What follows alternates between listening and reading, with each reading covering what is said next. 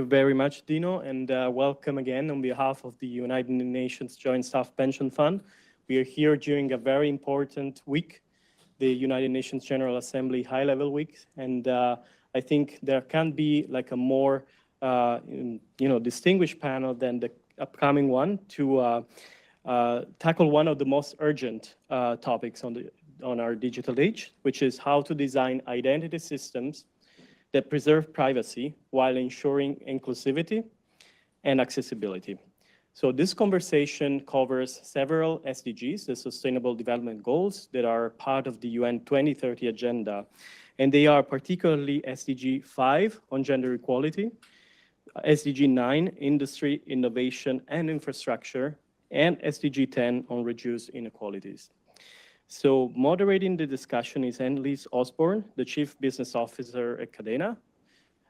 We also are joined by a distinguished group of experts, Scott Stornetta, as mentioned earlier by Dino, the CEO currently of Suremark Digital, and co-author of How to Timestamp a Digital Document. We're very pleased to have him here with us, along with Dr. Mark Gerstein, professor at Yale University, and Gregory Strong, partner at Cahill, Gordon, and Reindel LLP. Please join me in welcoming them to the front.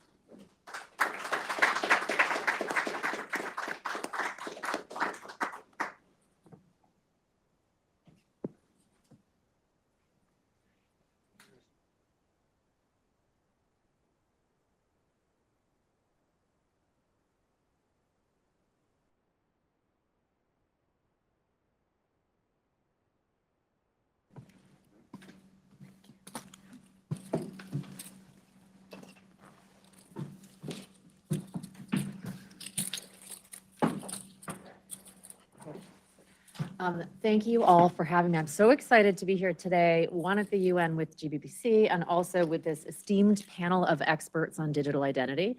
I just flew in from Boston this morning, and I used Clear, right? So all this biometric data is being captured and is being held private. So I would love for everyone to do introductions and talk a little about how you tie into the space.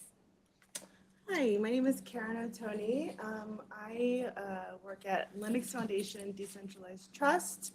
We are a part of the broader Linux Foundation, and we host open source projects and the communities that are building the technologies that are being leveraged in many of the identity, blockchain, digital assets solutions that you see today. So we have a very broad community of developers that actually build the technologies, but then also community members and members as well. So there's lots of examples to drop in. I'm Scott Stornetta, and a long time ago in a galaxy far, far away, I did some of the early blockchain work. In this galaxy, I am currently the CEO of Suremark Digital, which is striving to give everyone in the world an authentic voice in the digital world, allowing them to both protect and project their identity. Good morning, everyone. My name is Greg Strong. I'm a partner at Cahill, Gordon, and Reindel. I am in our Cahill Next group, which focuses specifically on blockchain and digital assets.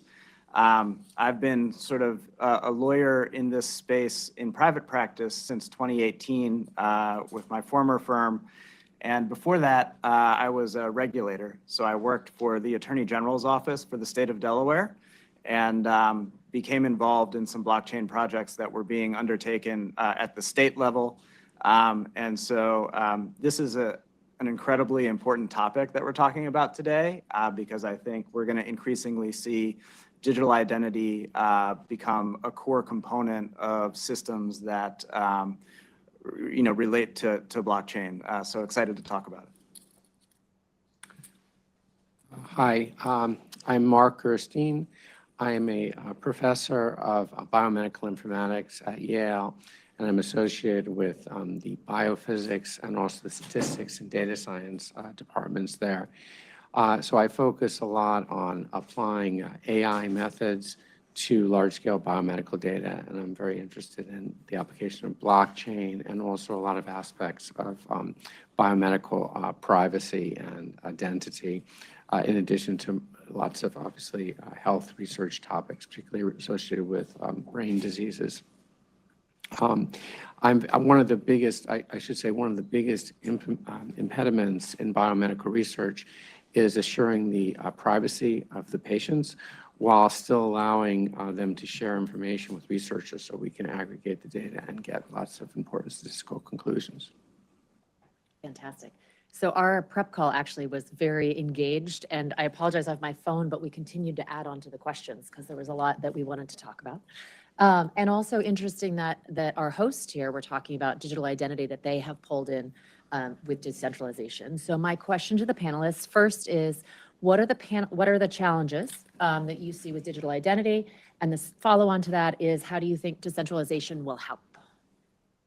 Would you like to start, Karen? Sure. I mean, I think the challenges are pretty easy to identify. We've been having a lot of identity issues. If anyone has experienced any sort of scam, fraud, do you want to speak into the mic? If anyone has been part of any data leak, you understand very much the challenge with centralized identity systems. And so, you know, as we move forward into this future where not only are we more digital, but we're also now incorporating potentially non-human things that need to be identified. The importance of having the less centralization, less holding of the data within institutions, and more control at the individual level becomes more and more important. And that's where decentralized identity systems come into play and can offer that sort of a design and infrastructure with privacy preserving, where privacy is not an opt-in option, but by default. And also offer solutions that allow us to share our identity in ways that are very nuanced. I'll kick it off there. Again, let me just speak to the word decentralization, which is, there are many different benefits that people ascribe to decentralization, but for me, the central one is the same thing that Dr. Haber and I applied when we were trying to initially create what we called immutable records at the time. And that is, by taking trust away from a trusted third party and spreading the responsibility out to the entire community by creating essentially events that the entire world witnesses.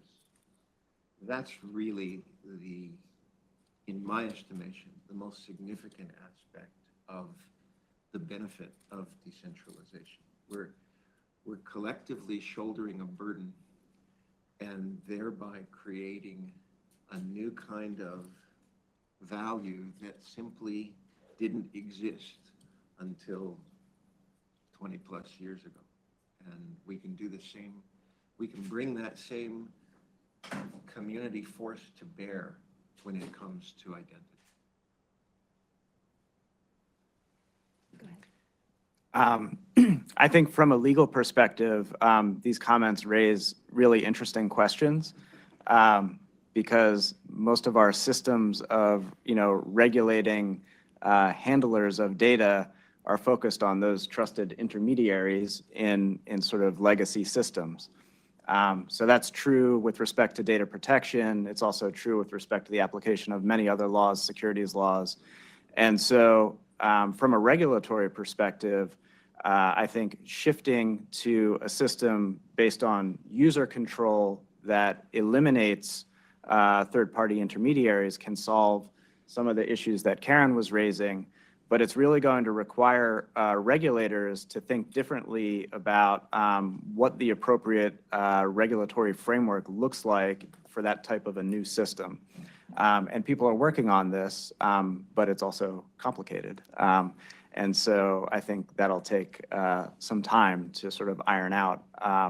And as I think standards develop, what we'll see is we'll see regulatory regimes that are focused on what are the standards, and then are sort of the issuers of verifiable credentials meeting those standards, and are the actual verifiers able to do what they're supposed to do on their end. But I'm sure we'll talk more about all those concepts as we go forward.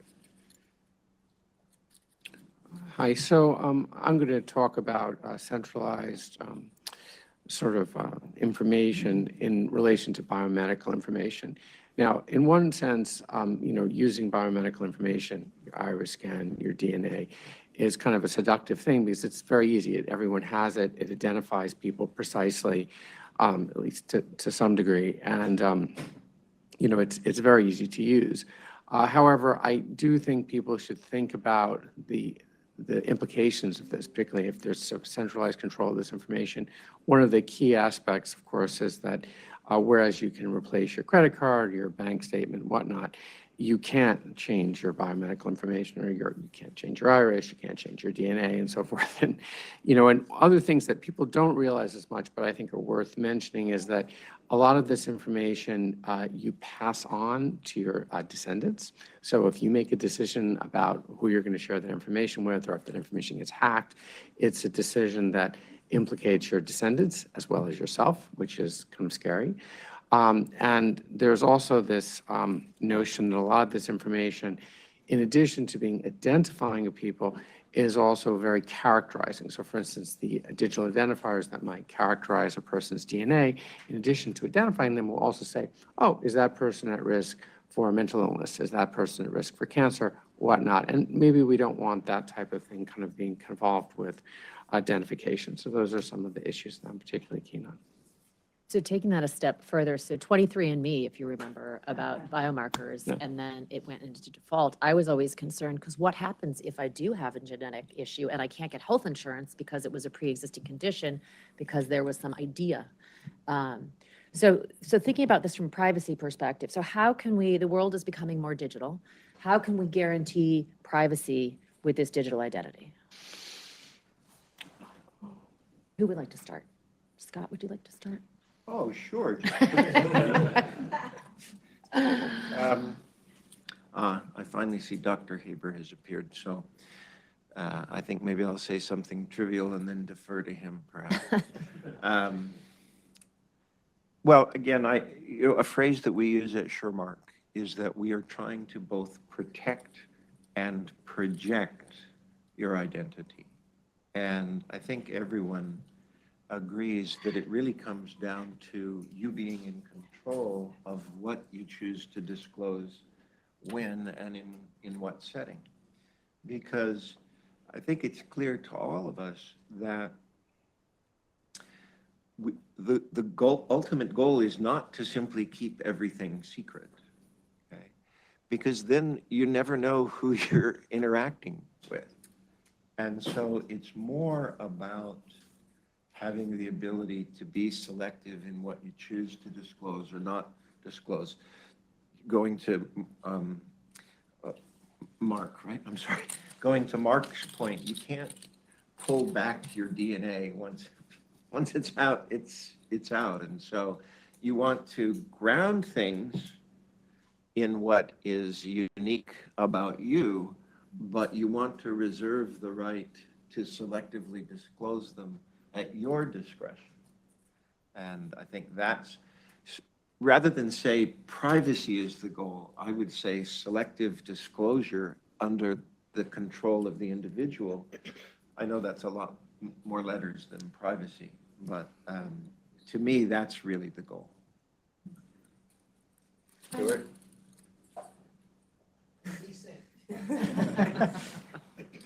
In our community, we have a couple of projects. One is Hyperledger AnonCreds, which is an anonymous credential project that allows, that incorporates the technology of zero-knowledge proofs, which is something that allows you to verify something without revealing the information. And so it's a key element of privacy in many different solutions, but especially in identity as well, that enables selective disclosure because you can provide these verifiable proofs of whatever it is that you are needing to verify, and the source information, though, stays with you, whoever the holder is. And so that's one example that's being used in quite a few projects in the identity space. It's an agnostic technology. You can use it with any sort of other, if you're using blockchain, any other ledger. Another project that we have that also is a privacy preserving solution is Credible. This was developed by a company in India and is being used currently in the national ID system for Bhutan and Papua New Guinea. And so not only is it privacy preserving, leveraging the same technologies, but I think what's also important here is that any identity solution needs to be also used at scale. And so you need to be able to interoperate. That's where standards come in, using open standards, but also be able to do privacy at scale. And that is sometimes one of the challenges as well. So would that present itself as, for example, on your phone, like an ID on your phone Yeah. for the citizens? Yeah, and there's a whole system that's infrastructure that's a part of it. You also need trusted registries as well. So you need to have those who are engaged in the system with the user to also be, you essentially permission, right? The people who can verify, or the institutions that can verify as well. Greg, what about from a legal perspective? Yeah, from a legal perspective, I think it's goes back to what I was mentioning earlier around how does the verifier have confidence that what's being presented to them meets the standards and like potentially meets what the law requires or what regulations require. And I think as we see sort of a regulatory shift to adapt to this framework, we're going to see a real focus on standard setting and also a focus on facilitating this activity by providing safe harbors. So when certain actions are taken, a verifier will be able to rely on a credential that's being provided to them without a risk of sort of a regulatory action. And so I expect that that's how things will evolve. One other sort of point that I just wanted to make is I think when we talk about sort of like selective disclosure of attributes, all of this technology makes it very easy to really tailor a user-controlled disclosure to very specific circumstances. And so like the example that gets used time and again is Greg is 22 years old and wants to go have a drink and doesn't want to provide like my entire address, driver's ID number, and all of that stuff. A verifiable ID would allow me to present something to get into the drinking establishment that verifies that I'm over the age of 21, but doesn't, disclose my other information. That's a very sort of simple example. There are other examples where other data elements might be required. And I think that's where sort of the use of zero knowledge proofs and also potentially multi-party computation come into play. And I think, Mark, on the prep call, one of the things that you were talking about is how sort of different data elements by themselves may not be identifying, but as you sort of aggregate different data elements, you can really construct an identity to the extent that the actual underlying data is being disclosed. And so I don't know if that you want to pick up on that. Sure. No, I appreciate your mentioning that. So that's a very important point. One of the things people don't appreciate is the notion of this idea of a quasi-identifier. And a quasi-identifier is a kind of identifier that's constructed from putting together a lot of bits of information. And people are constructing these all the time. I mean, this is actually how often we're tracked on the web and so forth, by putting together all these little bits of information. And it's a very powerful thing. But of course, you know, it can compromise our privacy. And I think what people don't realize also is that as we share more and more information, as it goes from just sharing your age to sharing, you know, thousands of bits of information related to, say, a face scan or, you know, your DNA or whatnot, it becomes progressively easier to construct these quasi-identifiers. I did want to say something also about the privacy and the centralization I think is worthwhile is, you know, obviously I'm an advocate for privacy, and most of the people here, well, privacy is a good thing. But I do think people should realize that privacy is actually bad in a lot of contexts. And in medical research particularly, we see the downside of privacy. You might say, what's the downside? Well, the downside is if there's privacy, we can't do research. We can't develop, you know, all these wonderful health advances, because one of the clearest things that happens in biomedical research is people realize that if there's a lot of information shared, you get power. And I'm not talking about political power. I'm talking about statistical power. You can, if you aggregate 100,000 or 1 million people, you can find out things about the group that you can't find out about the individual. And so that's good for our health, unquestionably good for our health. And privacy hurts that. It really does, in a very direct way. It degrades the ability to do useful medical research. And I think, you know, in this particular domain, there's really a yin and yang here. You know, we don't want too much privacy because it's going to hurt us, you know, and it's something to think about. So that kind of brings us into ethics. So what should we be thinking about from both a technical perspective and an ethical perspective with self-sovereign identity?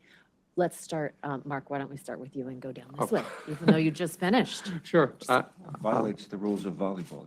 Okay, have the ball, I'll pass it back there. But, you know, I do think, I mean, I'm not an ethicist, and I really am not, and I don't know all the subtle issues here, but I do think it's important to draw these people into the conversation, because it you know, fundamentally, what this has to do is it's trading off a risk for an individual person when they give up a little bit of their information for the benefit of the group. And a lot of times the benefit of the group is very useful. I mean, the reality is we all love, you know, the amazing thing that Google does, you know, with the search, but there it is, a little bit of personal privacy is being traded off with the collective good. And we actually like that. We all are willing to make that trade. And I think a lot of people, if you're a cancer patient, you're like, I'm willing to make the trade. Please take my information, get me a cure. And a lot of people want to make this type of trade. And, you know, I think how to think about it appropriately and ethically, I think is a hard question. I'm not up for that, but I think people should think about it. Yeah. Go ahead. I mean, I think that comes back to this concept of user control and allowing users to decide when they want to provide their information and to whom they want to provide their information, and doing that in a way that is both, you know, privacy preserving, but at the option of the user to disclose, you know, elements of their data that they want to disclose. For example, you know, in connection with you know, medical research, for example.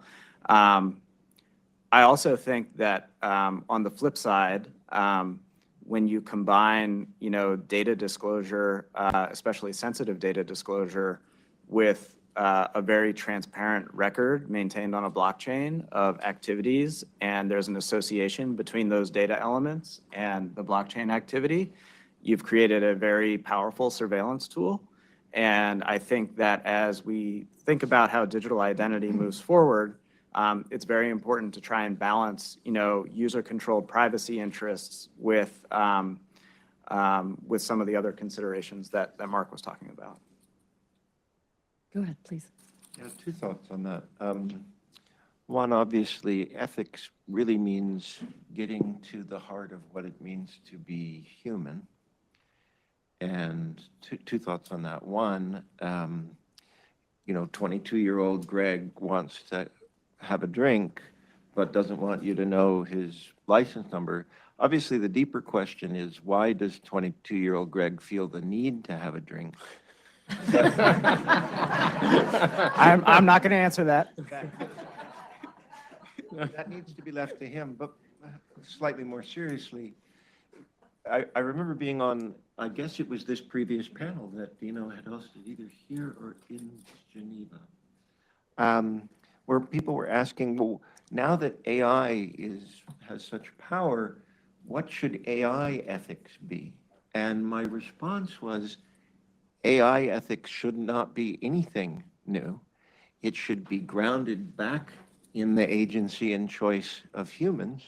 And either that point is profound or it's stunningly obvious. I really think it's more the former. And I just was struck, as I mentioned this the last time, that the previous Pope to today's Pope made that exact point in how should we frame the AI question.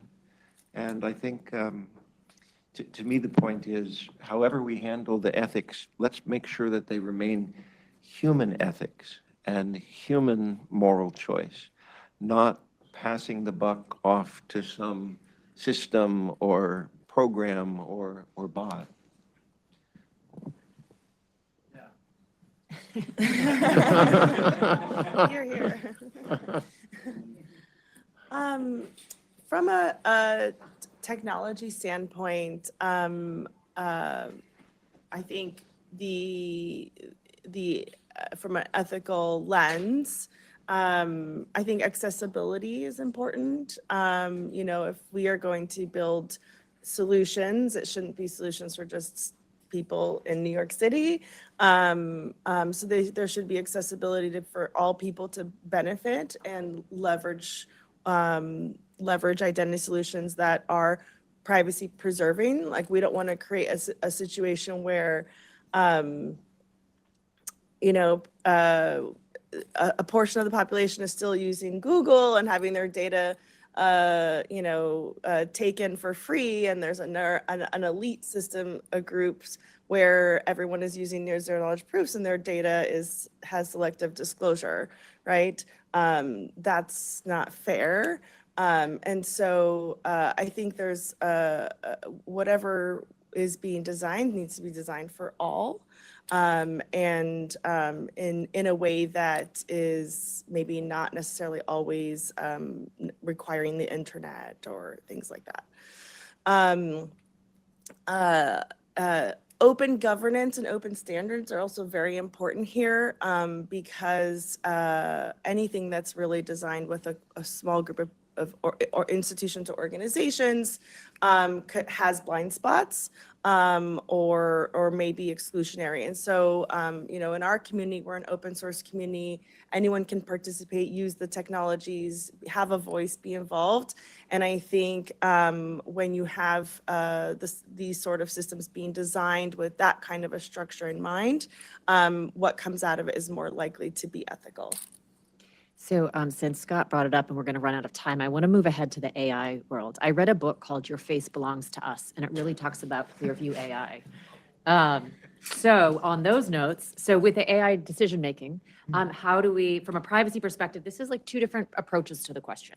So one is, how do we not perpetuate bias with the digital identity inclusive of AI? But then the other is, the importance of digital identity systems in a world where AI-generated content is increasingly prevalent and difficult to detect. How do we deal with that? So you can choose kind of either one. I just think this is a super interesting question because it's going to come more and more. I'll take that real quick. So there's one thing I kind of was reacting to was that, you know, yes, it should be based on humans, but humans are not that ethical all the time. So I don't know if that's the best model, but we should improve that model. And so, you know, I think it's about like, how do we go beyond what our current systems are? We have a project called Trust Over IP within LF Decentralized Trust that is working on that specifically and sort of creating a nutrition facts of pictures or images or videos, et cetera, that will give you the essentially the origin and trail of what those things are, because it is hard to detect and we need to have some sort of a essentially identity system, right, that allows us to understand where these things come from, where they originate from. And so that's something that's really significant that I think could be relevant for this. Scott, what about your ideas with your company and all that you do? I'm sorry, you're asking me to make a sales pitch? Well, you've thought about this, I right? had thought about Yes. this.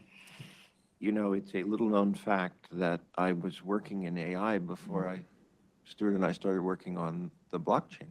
Actually, the first dissertation issued by Stanford on neural networks was mine, which either makes me important or old. Or whatever. You know, the two things that I think AI is a terrific thing. Let me just be on record as saying that, and everyone's going to benefit. But there are some rough around the edges problems that it creates, and the two things that we focus on at Shermark are: how do I know who I'm speaking with, and how do I know who made the content I'm viewing?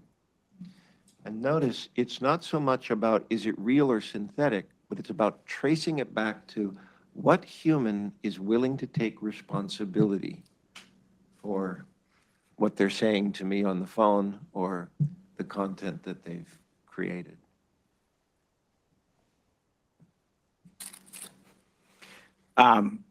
I think just to pick up on that, as AI, technology advances, it's going to become more and more difficult for regular people to discern what is AI-generated content versus what is not. And I think that is going to lead to a lot of interesting legal issues. And I think there are, platforms like Shermark and other people thinking about, how do we know that there is a real person on the other end of some conversation or some content? And there's an interesting blockchain-based project called World, which is controversial, but they are attempting to identify people and provide proof of personhood through their technology. And so I think in concept, being able to verify that you're dealing with a real person versus not is going to become very important in our future. So I'm sure we'll see a lot further development as far as that goes. Mark. Sure. Well, I'm very interested in AI, and I'd also like to put myself into the AI enthusiast camp.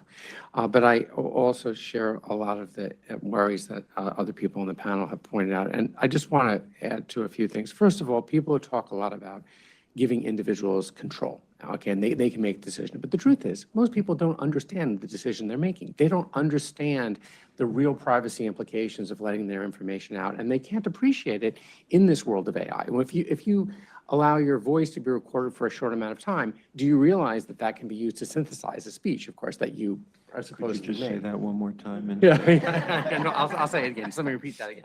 Yeah, and I think that's a big issue. And in relation to that, another issue that people don't appreciate is they talk about privacy leakage, from databases. But now with AI, there's a new thing, and it's called model leakage. And the idea is if we train this huge model with trillions of parameters, the model, it doesn't leak your information the same way that a database does, but it can tell things about you kind of surreptitiously in a kind of strange way, you know what I'm saying? And this, again, is a very new, unregulated type of thing that people are just confronting now. So many more questions, but we have to wrap it up because we're done with time. But thank you. I really enjoyed listening to all the panelists. So thank you. Please thank panelists.